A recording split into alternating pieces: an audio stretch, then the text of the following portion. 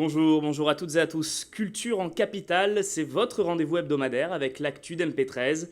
Au programme aujourd'hui, le lancement de la deuxième phase de Marseille, capitale européenne de la culture, qui s'est déroulée au pavillon M et sur la place Bargemont. Le détail de cette journée dans cette édition. Nous ferons le bilan des premiers mois de MP13 avec Jean Ibora, le responsable de l'ensemble des expositions du projet marseillais.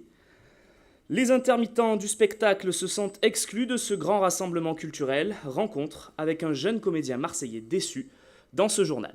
Et puis nous serons sur notre plateau avec Jean-Marc Signe, le président du CIQ des Camoins. Nous verrons avec lui comment il est possible de faire vivre un quartier marseillais en parallèle du Grand Barnum d'MP13. Marseille, capitale européenne de la culture, épisode 2, c'est parti. Et c'est au pavillon M que s'est tenue cette présentation complète de la suite des événements. MP13 à la relance, c'est avec Gérald Daliel et Xavier Martel. Le temps d'une journée, la culture envahit la place Bargemont, aux alentours du pavillon M, point de rendez-vous incontournable de MP13, des animations, des extraits de spectacles, des concerts en plein air. Un après-midi porte ouverte, dédié au public, avec un but bien précis. De toute façon, c'est la deuxième phase de Marseille MP 2013. De l'ombre à la lumière. Donc, qui est lancée et qui va se dérouler maintenant en plein air, étant donné que le beau temps est là. On est super content de la journée et on a un contact avec les personnes qui est très bon. En plein air donc, mais également à l'intérieur du pavillon M. Une journée qui fait la part belle aux explications, faire comprendre ce que les spectateurs vont découvrir cet été. Des conférences pour faire la clarté sur certaines expos, par exemple. Cette grande leçon, finalement, c'est la liberté de l'art de la fin du 19e et de cette première moitié, disons, du 20e siècle. La visite se poursuit au cœur d'un bâtiment aux allures futuristes. Le pavillon M qui attire de nombreux touristes depuis son ouverture début janvier. Super accueillant, les gens sont disponibles. C'est sympathique, c'est vrai que c'est sympathique, c'est le côté méditerranéen, de toute façon. Tout ce qui est méditerranéen, moi je ressens, moi je suis italien, mais je ressens cette attraction qu'on a envie d'y revenir et qu'on aime Marseille. Des galeries tendances, un cinéma, un musée. Le public venu nombreux ce lundi 20 mai semble séduit par l'initiative. MP13 épisode 2, l'occasion pour Marseille Capitale de passer de l'ombre à la lumière. Et qui dit lancement de l'épisode 2 dit bilan de l'épisode 1. Un bilan chiffré qui fait état de 2 300 000 visites sur l'ensemble des lieux, des manifestations et spectacles en rapport avec MP13. En troisième position de ce classement que vous découvrez en images, la soirée d'ouverture du 12 janvier qui a réuni, selon les chiffres officiels, près de 400 000 visiteurs sur le Vieux-Port. Le Vieux-Port, véritable point clé de la capitale de la culture, puisqu'on a également eu la soirée Flammes et Flots, les deux soirées entre Flammes et Flots. Mais le lieu qui a le plus attiré de personnes, c'est le fameux pavillon M, situé à quelques encablures de l'hôtel de ville. Ce bâtiment construit pour l'occasion, véritable mine au renseignement, rencontre un franc succès avec 450 000 visites depuis son ouverture. Pour continuer ce bilan, nous sommes allés à la rencontre de Jean Ibora. Il est le responsable de l'ensemble des expositions d'MP13. Comment juger les débuts? Les objectifs sont-ils toujours atteignables? Jean Ibora s'est livré au petit jeu des questions-réponses. Regardez.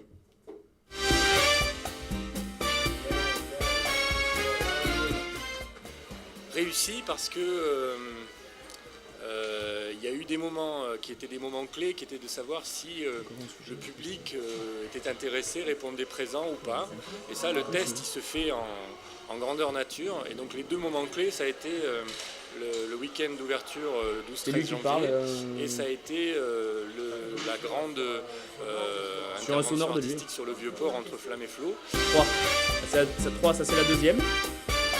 Il y a la troisième question et puis après... Ce que je peux vous répondre, c'est l'expérience que j'ai eue à Aix des deux grands événements internationaux qui étaient le centenaire de Cézanne en 2006 et Picasso Cézanne en 2009. On avait été surpris de constater qu'en fait la part de public touristique hors de la région était de 15-20%. Ici, il est trop tôt pour le savoir. On sait que bien sûr, il va y avoir une fréquentation touristique importante. Ça sera vraiment très intéressant de faire le bilan et justement d'estimer cette réponse-là.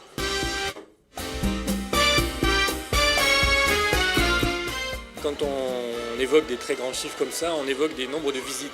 C'est-à-dire qu'on comprend là-dedans des gens qui peuvent venir voir plusieurs manifestations, revenir.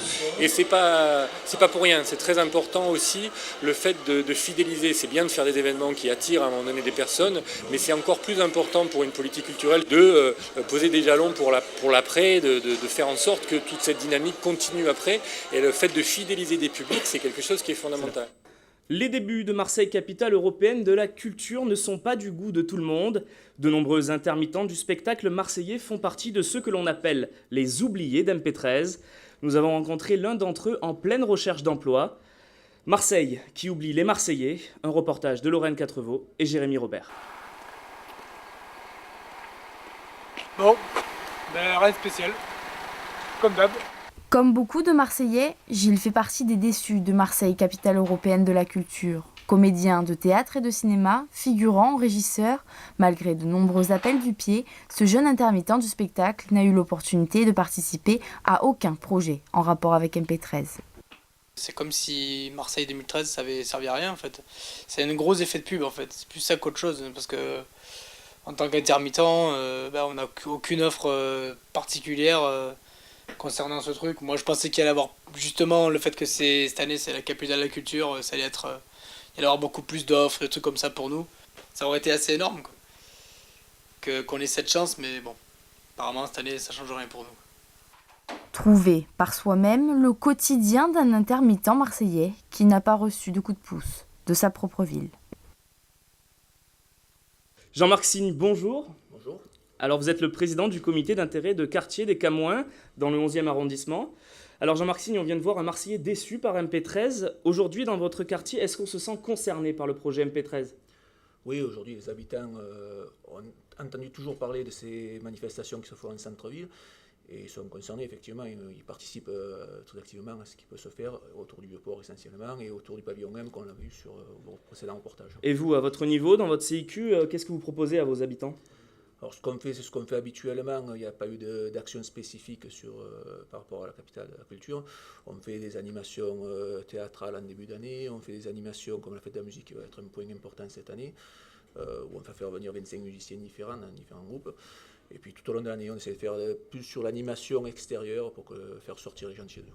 Alors MP13, ce sont de grosses dépenses, comme par exemple l'ombrière du Vieux-Port qui va coûter entre 3 et 5 millions selon les sources. Vous, au CIQ des Camouins, quel est votre budget à l'année ? On a un budget qui oscille entre 4 et 5 000 euros qui sont sur des sources propres. Après, il y a une partie qui n'est pas visible sur le budget. Ce sont les aides qu'on reçoit quand on fait des manifestations par des collectivités. Jean-Marc Signe, est-ce que ce budget a augmenté avec cet événement culturel ? Pas du tout. Pas du tout. C'est le même budget que l'année dernière. Tout à fait, oui. On l'a vu également, c'est au Vieux-Port et au centre-ville que se concentre la majeure partie des événements culturels cette année.